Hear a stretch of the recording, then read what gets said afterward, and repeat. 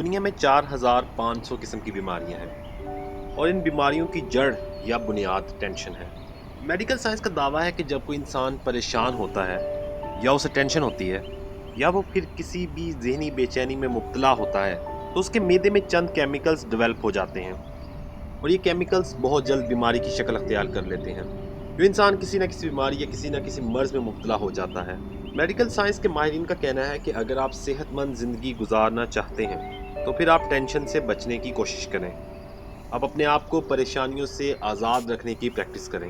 آپ اپنی آخری سانس تک اچھی اور صحت مند زندگی گزاریں گے۔ ان ماہرین کا کہنا ہے کہ ٹینشن ایک ایسا زہر ہے۔ ان کے مطابق ٹینشن آپ کی لائف سٹائل، آپ کی خوراک، آپ کی زندگی کو زہریلا بنا دیتا ہے۔ اس طرح آپ کی ہر خوبی، ہر کامیابی، آپ کی ہر اچھائی منفی ہو جاتی ہے اور آپ کی ہر خوبی آپ کی خامی بن جاتی ہے۔ تو یہ آج کی چھوٹی سی بات تھی۔ میں صرف یہی بتانا چاہ رہا تھا کہ کوشش کریں ٹینشن سے دور رہیں۔